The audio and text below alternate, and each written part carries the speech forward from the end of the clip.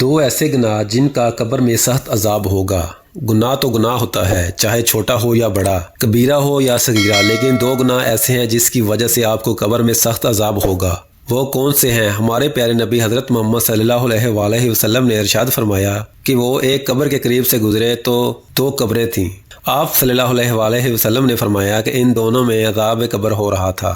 آپ صلی اللہ علیہ وآلہ وسلم نے فرمایا کہ ایسا گناہ نہیں جس کو لوگ بڑا سمجھتے ہوں، بلکہ ایسا گناہ ہے جو کہ بہت چھوٹا سمجھا جاتا ہے، اور اس گناہ کی وجہ سے ان کو عذاب قبر ہو رہا ہے۔ اللہ پاک کبھی بھی انسان کو صغیرہ گناہ کے اوپر آگ کا عذاب نہیں دیتے۔ تو حدیث شریف میں آتا ہے کہ بڑے گناہ کی وجہ سے نہیں ہو رہا، چھوٹے گناہ کی وجہ سے ہو رہا ہے، بلکہ ایسا بڑا جس کو لوگ بڑا سمجھتے ہوں۔ تبھی آگے حدیث میں آیا کہ خبردار، یہ بہت بڑے دو گناہ ہیں۔ ہماری یہ غلط فہمی ہے کہ ہم بعض اوقات بہت سے گناہوں کو ہلکا سمجھتے ہیں، لیکن اللہ کی نظر میں دو گناہ بڑے ہوتے ہیں۔ ہم بڑا سمجھتے ہیں شراب کو، یقیناً یہ بہت بڑا گناہ ہے۔ ہم بڑا سمجھتے ہیں قتل کرنے کو، یہ بہت بڑا گناہ ہے۔ نماز قضا کرنا بہت بڑا گناہ ہے۔ شرک کرنا، والدین کو اذیت دینا، لیکن کچھ گناہ ایسے ہوتے ہیں جو ہوتے تو بہت بڑے ہیں لیکن سمجھے جاتے ہیں چھوٹے۔ تو اس لیے آپ صلی اللہ علیہ وآلہ وسلم نے فرمایا کہ ان دونوں قبروں کے اندر ان دونوں شہاز کو ایسے دو بڑے گناہوں کی وجہ سے عذاب ہو رہا ہے جن کو یہ چھوٹا سمجھتے تھے۔ ان میں سے ایک یہ پیشاب سے نہیں بچتے تھے، پیشاب سے احتیاط نہیں کرتے تھے۔ اسلام میں طہارت کی بہت عزت ہے۔ کہیں بھی کھڑے ہو کر پیشاب کر دیا اور چھینٹے پڑ رہی ہیں اور آپ کو کوئی فکر ہی نہیں،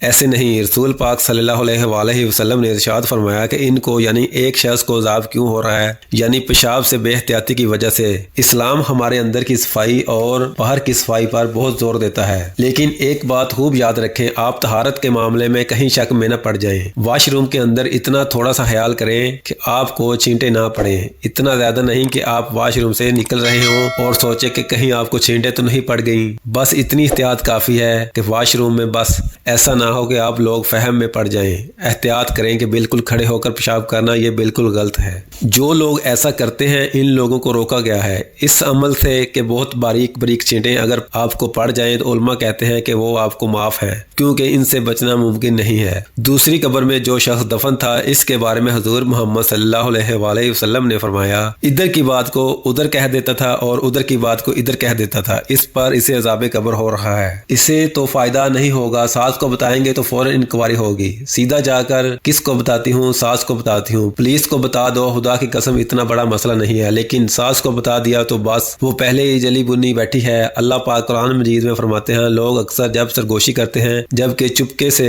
بات کرتے ہیں تو اس میں اکثر خیر نہیں ہوتی، کھلے عام جب بات ہوتی ہے تو اکثر خیر کی باتیں ہوتی ہیں۔ جیسے بہت سے ہمارے علماء کرام بہت اچھی اچھی باتیں کرتے ہیں، کھلے عام کرتے ہیں، کیونکہ وہ اللہ کے دین کو پھیلا رہے ہیں۔ اور اگر یہی علماء کرام ایک شخص کو سائڈ پہ لے جا کر اس کے کان میں کچھ ایسی بات کر دیں تو آس پاس جتنے بھی لوگ ہوں گے وہ دیکھ رہے ہوں گے، ان کو لگے گا کہ مولانا صاحب یہ فلاں شخص آپس میں کیا باتیں کر رہے ہیں، کہیں ہمارے خلاف تو نہیں باتیں کر رہے ہیں۔ جب ایک بہن بڑے مجمع میں بیٹھی بابی کے بارے میں بتا رہی ہوگی کہ ہماری بابی چاند جیسی ہے، بہت زبردست، بہت خوبصورت ہے، لیکن جب کوئی سائڈ پر بلائے گی تو اس کے کان میں کوئی بھی بات کہے گی تو فوراً اس کی بابی یہی سمجھے گی کہ ضرور میرے بارے میں یہ بات کر رہے ہیں۔ اسی طرح اگر ساس کو سائڈ پر لے جا کر اس سے بات کی جائے، چاہے وہ کوئی بھی بات ہو، کہ کان فوراً کھڑے ہو جاتے ہیں کہ یہ میرے خلاف بات کر رہی ہے یا میری چغلی ہو رہی ہے۔ یہ بیماری صرف عورتوں میں ہی نہیں ہے، بلکہ آج کل کے جو مرد ہیں ان کے اندر بھی پائی جاتی ہے۔ بہت سے مرد ایسے ہیں جو آفس کے اندر بھی ایک دوسرے کی چغلیاں کرتے ہیں۔ ایسا عموماً ہوتا ہے کہ جب ایک باس چونکہ ایک مالک ایک سائڈ پر بیٹھا ہوا ہو اور 3 سے 4 ملازم آپس میں باتیں کر رہے ہوں تو یقیناً اس مالک کے ذہن میں بھی یہی آتا ہے کہ یہ جو لوگ ہیں یہ میرے بارے میں باتیں کر رہے ہیں